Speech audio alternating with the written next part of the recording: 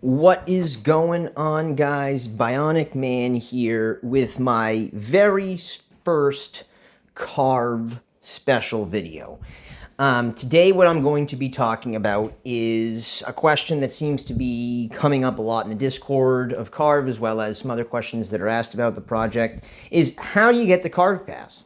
Now, there's a couple of different ways to have gotten the Carv Pass. As you can see here, you essentially, if you were a part of Carv for, maybe a couple months ago, you would have been able to do these Dragon Ball adventures and collect fragments, and you can use those fragments to mint them into getting this dragon treasure here.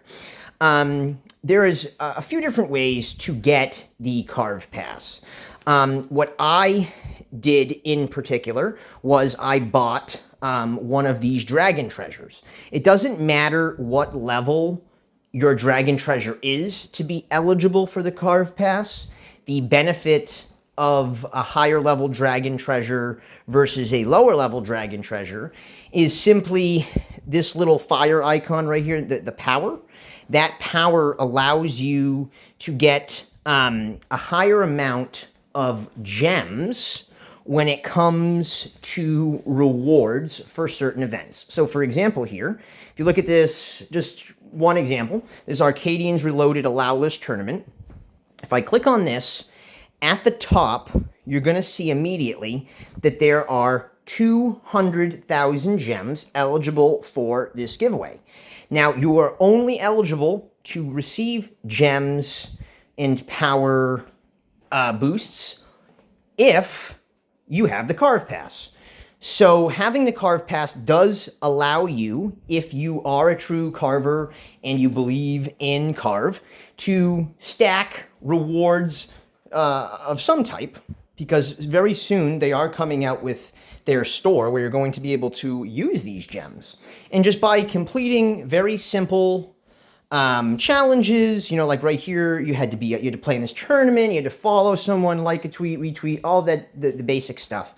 Just by doing those things and having a fun time while playing a game, you can earn gems and power rewards that are going to help you earn more gems.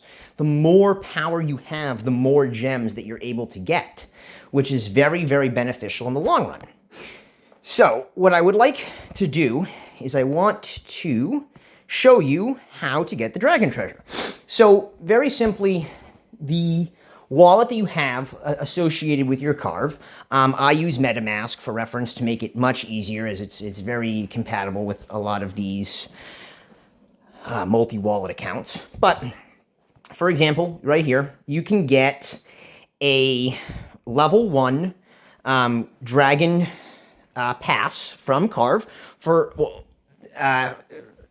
being bought, rather, on OpenSea for 8.99 Matic. Now, that is just the floor price right here. They go up, obviously, by different numberings and all of these different specifications that allow the increasing, like I said, of power, which is what would make the price increase. So, let me give you an example here. If we go to level, this was... Sorry, we'll go to rarity. So we had a common. That's what I have. If you wanted to get a legendary, for example, let me see, where is done? Okay, so the legendaries right here, the one that is listed is going for 1.99 ETH. So you can see the dramatic difference in the higher level rarity dragon treasures from essentially $9 to $10 to upwards of a few $1,000s. I mean, let's just get the exact number here with the ETH. Just why not? $3,622 just for this legendary level 5 dragon treasure. So my thought in what I did personally, and I'm not going to tell you guys what to do, I'm just going to tell you what I did. I bought the level 1. I got hooked up with the Carv dragon treasure. The other cool thing is that I've only actually had the Carv Dragon Treasure Pass in my possession for about 2 weeks. And within that 2 weeks of doing all the Carv challenges and really being a participating and active member in their Discord community, as well as some of their games and the AMAs, and all of the different things that they cover, I was able to get to level 8 just in 2 weeks. And with the Carv Pass, there's a max level of level 20. And I think right now we're on week, at least post week 8. So, or 9. And with that being said, if I had started from the beginning, I believe I truly easily could have gotten to level 20. I don't think I will be able to get there now because of the season coming close to an end. But nonetheless, I have the pass. I've got invested.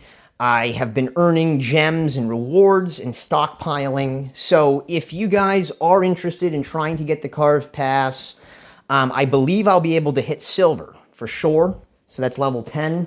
Should be able to get there, hopefully, before the end of the season. So that's one thing I was able to do.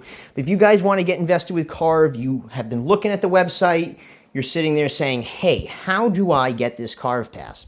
This is the way to do it. This is the easiest way that I believe to do it. So that's what I would recommend if you are wanting to get, if you want to take your time and you don't want to spend money and you want to take the free approach, then you got to get to level, I believe, 5 to be eligible to get the Carv Pass. So you could do it that way. But if you want to be like me, jump the gun, really get in there and dive deep, I would recommend getting the Dragon Treasure. I think it would be the easiest and quickest way to starting to get involved with Carv and getting the Carv Pass, really showing that if you want to be a guardian with Carv, you're really showing that you are vested and you want to put in the time. So that's basically it, guys. This was just a very simple video. My honest opinion is I like Carv. They've worked and done AMAs and have passes and badges for a bunch of different games that I am playing on a regular basis. So that's what kind of brought Carv to my attention. And I don't think I would have heard of it if I hadn't been playing these games. But then now that I found Carv, there's hundreds of games that they cover, and you're able to find a plethora of new games or games that are similar that you might have never heard of using this platform. So until next time, guys, as always, Bionic Man out.